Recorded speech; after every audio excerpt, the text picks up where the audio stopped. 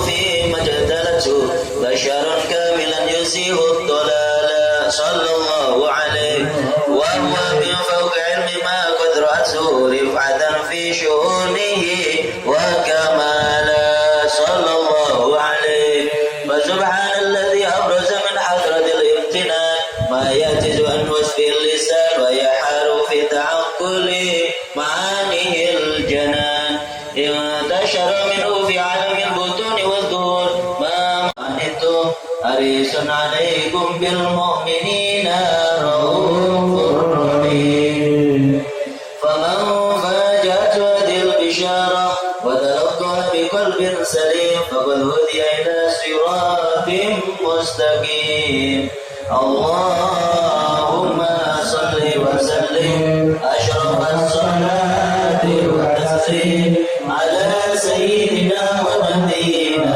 محمد الرؤوف الرحيم. Nah, ketika kita berbicara mengenai masalah maulid, kalau di kampung itu ada istilah muludan. Mohon maaf kalau dalam istilah Sunda ada mulud, ada maulid. Ini adalah dua kata yang berbeda. Kalau maulud ini asal usulnya dari isim maf'ul. Tapi kalau maulid ini adalah isim fa'il. Ada isim fa'il, ada isim maf'ul. Yang benar semuanya juga benar. Tidak bedanya ketika ada orang yang berebut antara Muhammadiyah dan juga NU pada saat nanti menjelang ibadah tarawih. Ada yang 23 rakaat, ada juga yang 8 rakaat. Silakan, semuanya sah. Yang tidak sah adalah yang tidak sholat tarawih. Ada yang sholat subuhnya menggunakan kunut, ada juga yang tidak kunut. Yang untung adalah semuanya untung, dan yang salah yang tidak sholat subuh.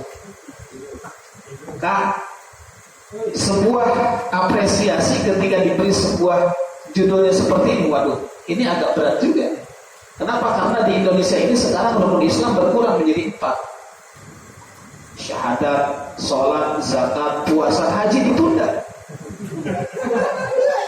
Belum bisa itu untuk melaksanakan ibadah haji. Nanti pada saat dibuka ibadah haji, rukun Islam itu ada 6. 1. Syahadat, 2.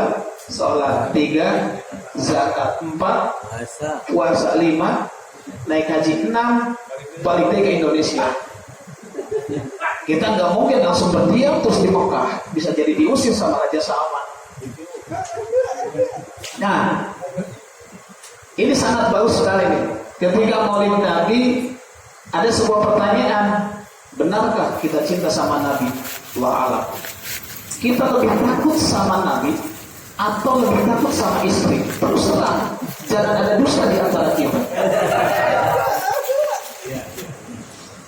Kita biasanya pada saat maaf mendapatkan penghasilan bonus akhir tahun sebentar lagi di bulan November. Amin. Biasanya, ya kalau tidak dibiasakan ya harus dibiasakan begitu. Biasanya kan ada, itu nanti ada akhir tahun katanya 2 kali gaji katanya. Kemudian nanti pada saat hari raya nambah lagi. Kalau pendapatan nambah berarti istri itu juga harus nambah adil. Harus power of balance, harus yang seimbang. Cuman di sini pertanyaannya tadi, lebih takut mana kita sama Nabi dan juga lebih takut mana kita sama istri kita. Kita mungkin lebih takut sama istri ketika kita mempunyai peci hitam. Pecinya hitam, mohon maaf kalau saya menggunakan baju ini. Bukan karena memang ingin tampang, karena supaya mudah untuk masuk. Karena yang namanya ustadz itu usaha kara anakan deres. Ustadz itu begitu. Tidak ada yang namanya ustadz itu anak 2, nggak ada. Nggak ada istilah ustadz itu anaknya 2 KB, nggak ada. Yang ada adalah asup KB. Tidak ada asup KB, nama ayah adalah asup KB. Pada saat kemarin ada Kang Ustadz datang ke rumah saya, Ustadz, berapa jumlah keluarga? Saya tidak mungkin dimusuhi oleh 1 orang. Saya tidak mungkin dimusuhi oleh siapapun. Kenapa? Memusuhi keluarga saya sama dengan memusuhi 1 RT. Kurang memusuhi 1 RT. Saya punya anak 3. Ibu saya, bapak saya punya anak 12.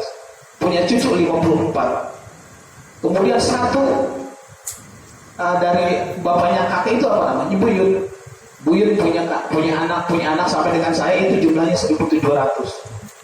Buset, cina itu amat cina. Ya kos gitu kalau baheula. Ya memang seperti itu. Tidak ada yang namanya istilah KB. Enggak ada yang namanya istilah ketakutan. Enggak ada yang namanya nanti bagaimana anak saya makan. Enggak ada. Kalau sekarang itu takut. Mau sedekah maulid Nabi takut. Mau sedekah untuk memasukkan uang ke dalam gerobak itu takut itu. Padahal kita gambling. Mari kita gambling bersama dengan Allah. Kalau sekarang itu banyak orang yang gambling dengan dunia internet. Kalau sekarang itu banyak manusia yang gambling dengan dunia sosmed. Tidak terasa dia itu bermain melalui internet sampai dengan sekian ratus ribu. Padahal demi Allah itu tidak akan pernah menjadi solusi, dia itu akan menjadi sukses. Justru ini adalah yang akan menjadikan kesengsaraan baginya dunia dan akhirat. Pada saat keropak aja masjid lewat, pura-pura tidur. Pas keropak lewat di depannya, alhamdulillah selamat. Padahal uang itu adalah makhluk sama. Uang makhluk, kita pun juga makhluk. Ketika saya memasukkan uang, mohon maaf kalau misalkan saya tidak punten, saya memasukkan uang ke dalam keropak itu rata-rata, kalau saya di masjid manapun saya minimal 50.000, minimal itu. Walaupun memang dalam keadaan yang tidak punya uang 50.000 atau 100.000, nanti saya ngomong sama uang, uang, silahkan lu masuk ini sebagai amal sedekah gua. Nanti tolong ajak teman-teman lu masuk ke dalam dompet gua. Kalau kita memasukkan uang hanya 2.000, makanya cepat banget.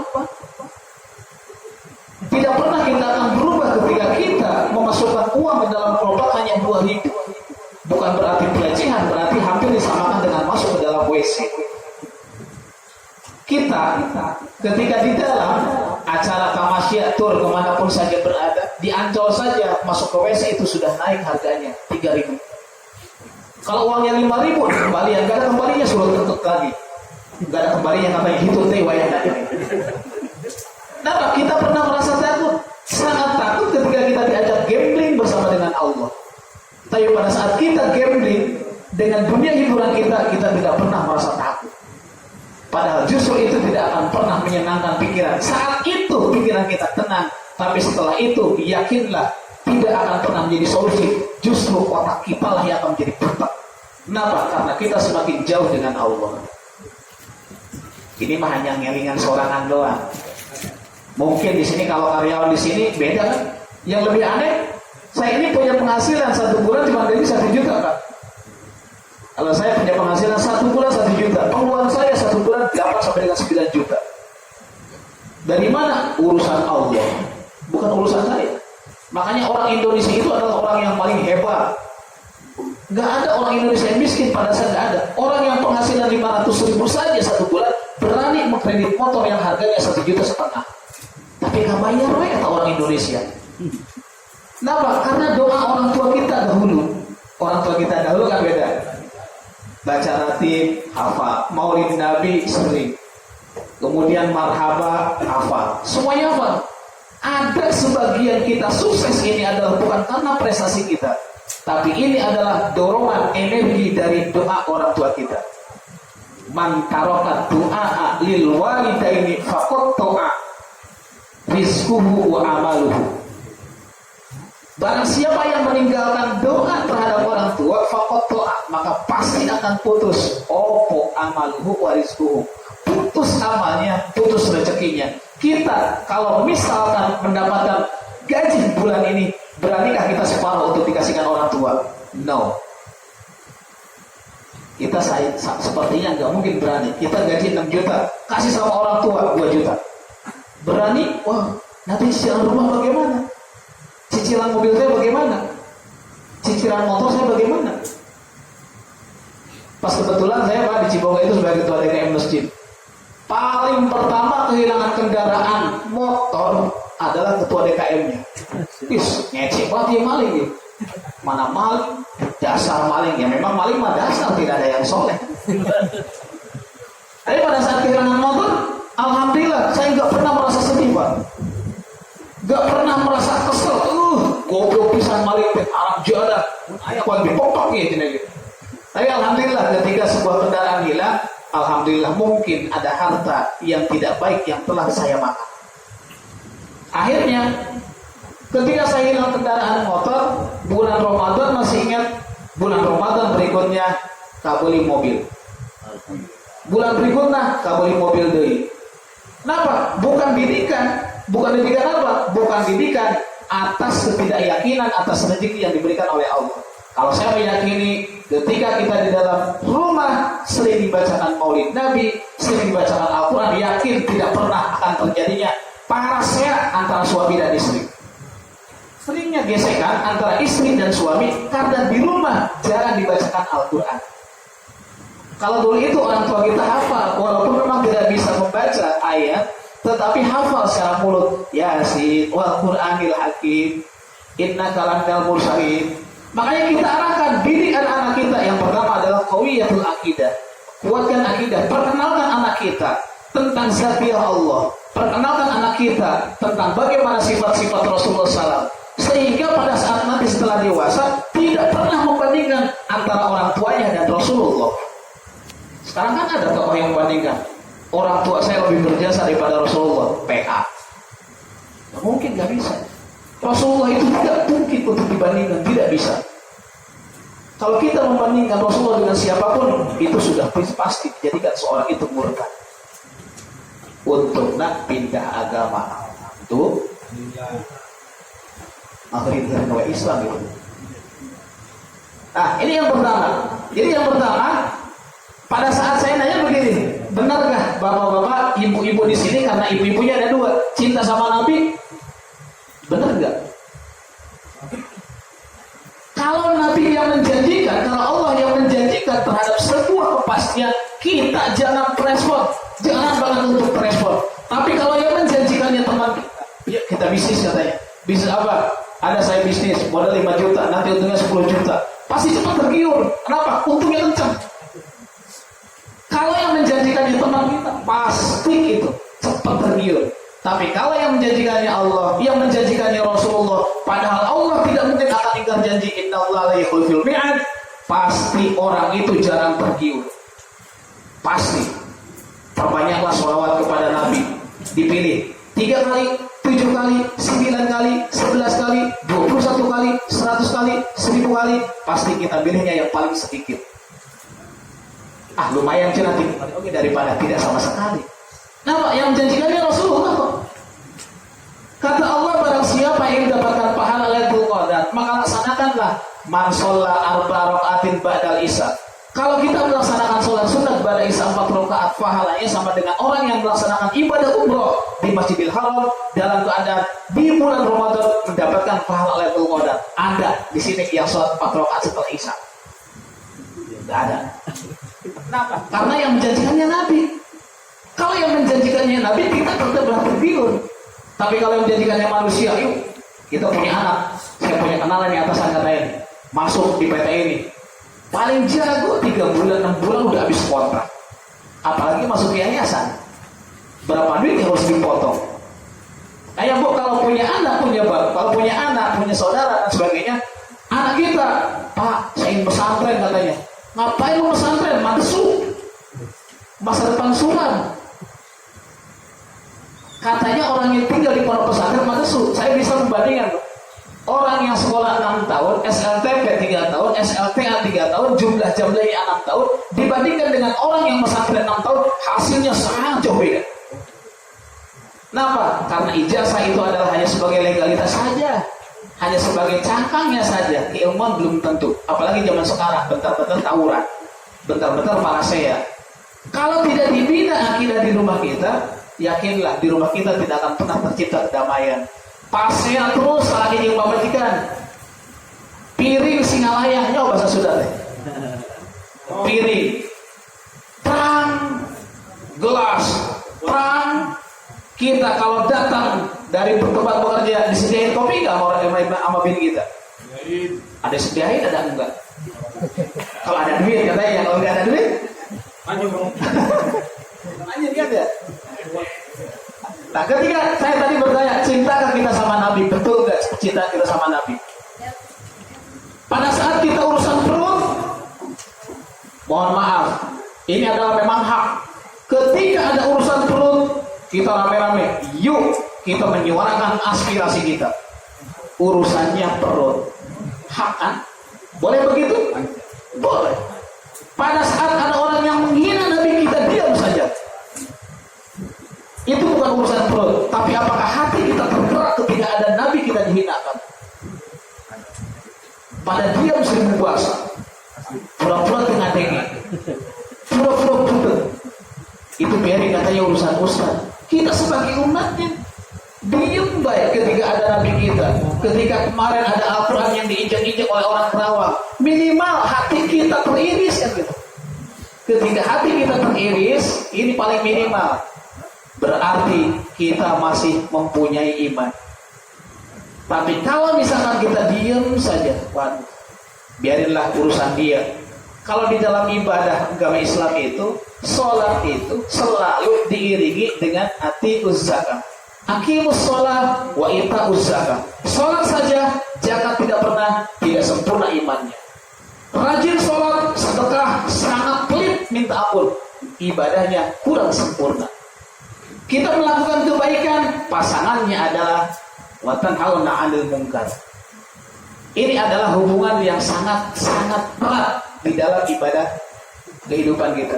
Kalau kita balik, kita kan memperingati Maulid Nabi sedang tasyakuran. Yang keberapa? Orang boga pemajikan gitu. Kita punya istri. Ketika kita ulang tahun, istri pasti ingat, weh ulang tahun papa, ulang tahun Dedi. Manggilnya kan papa, Dedi. Kalau di Sunda Masia, Bapak Sia. Masia mana Masia? Bapak Sia. Kalau di Sunda, nggak tahu kalau di Jawa. Biasa kalau Masia, Bapak Sia saling memaafkannya itu 1 bulan, bukan 1 bulan, 1 tahun sekali. Pada saat apa? Pada saat Idul Fitri. Idul Fitri baru minta maaf. Bapak Sia, aing hampurannya ke Mas Sia sarua ke situ doang. Enggak ada yang lain. Hampura Bapak Sia, heueuh Mas Sia yang oge nyaho jeung geus. Heuh nya tos. Salagi jeung babadikan tos gitu. Itu pada saat kita hafal dan tahu ulang tahun istri kita, pasti kita tahu.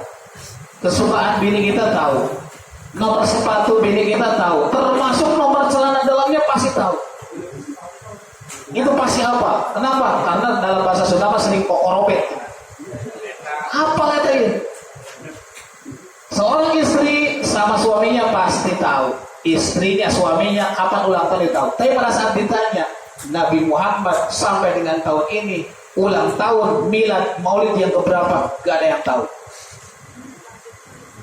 Ada yang bisa jawab? Saya kasih 100.000. Silahkan cari Mbah Google. Ada yang tahu? 1400? Iya betul. Jadi yang berapa Bu? 1450. Kurangnya seabrek-abrek. Iya. Sekarang tahun berapa? 1443 Hijriah. Ya? 1443 Hijriah. Nabi hijrah saat itu tahun yang keberapa? Nabi hijrah saat itu adalah usia yang ke-51. Nabi hijrah usia 51 tahun tambah dengan 1443, berarti hari ini, detik ini, perusahaan ini memperingati Maulid Nabi yang ke-1494. Lila tuh. Ayo Bu, kalau misalkan saya sering menggunakan kuis sengaja yang sulit-sulit baik. Kita tahu bapaknya Nabi siapa? Abdullah. Kemudian ibunya Nabi Siti Aminah. Sekarang itu kalau perempuan dengan menggunakan awalan Siti nggak mau. Kalau dulu itu nama Siti bagus, Siti Aminah, Siti Khadijah, Siti Ummi Kulsum. Kalau sekarang namanya Siti itu Rungkat. Rungkat Siti.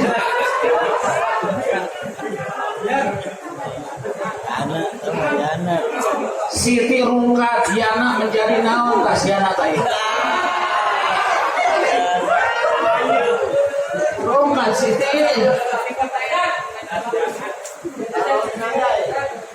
Siti Rungkat, Diana.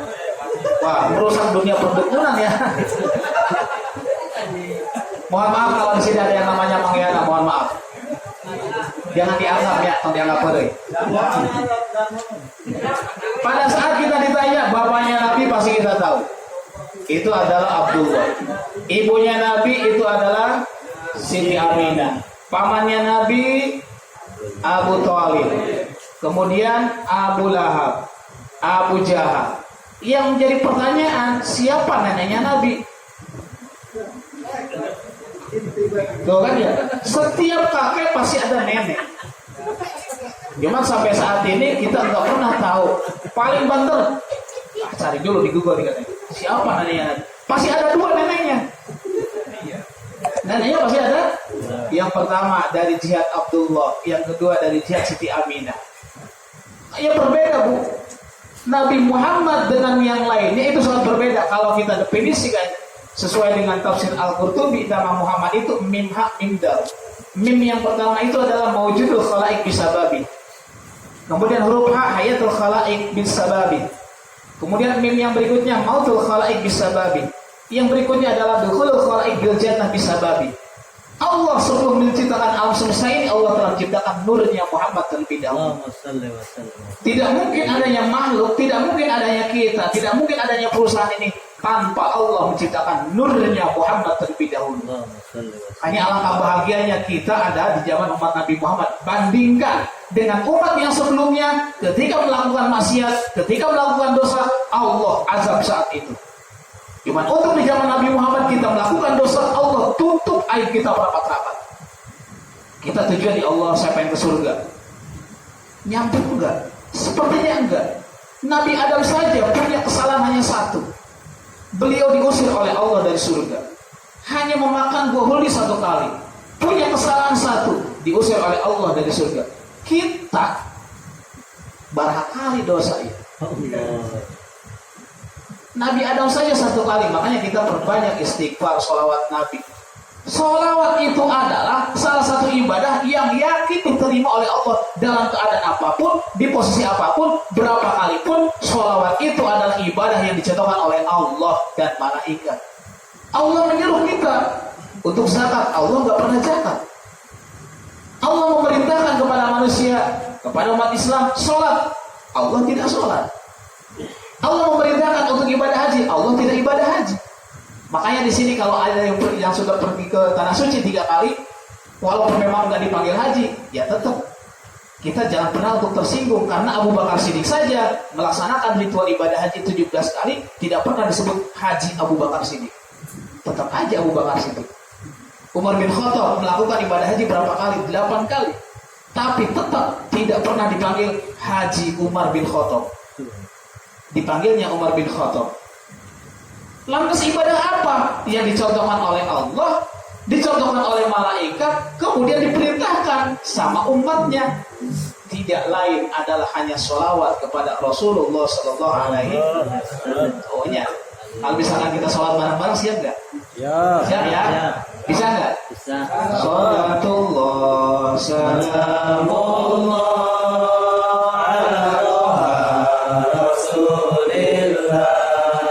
Salatullah,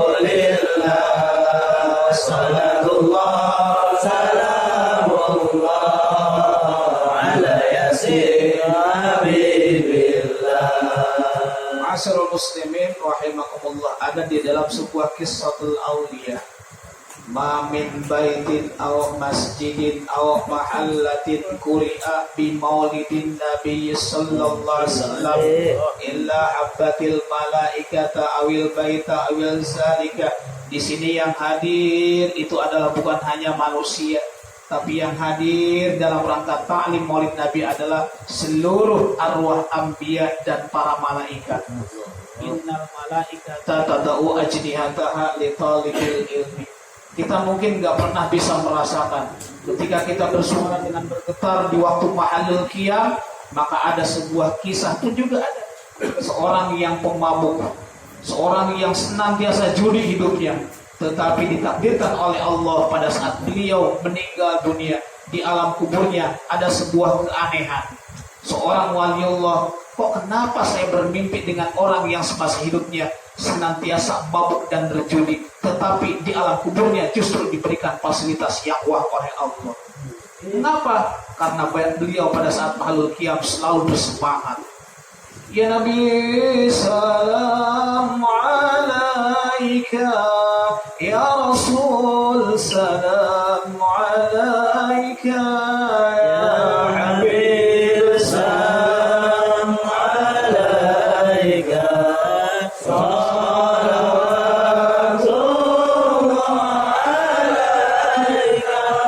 Karena mahalul qiyam beliau senantiasa semangat, tidak dikendorkan suaranya. Bahkan seorang ahli ma'rifat, kok aneh ya, orang semasa hidupnya jinak terus, orang semasa hidupnya khamr terus, tapi ditakdirkan oleh Allah diberikan fasilitas di alam kubur yang wah. Wa basyiril ladzina amanu wa 'amilus shalihati anna lahum jannatin tajri min tahtiha al-anhar. Maka kita tidak pernah untuk memandang kepada seorang, si eta mau bukan jabrik gitu. Itu mah tampangnya ruwak gue, serem.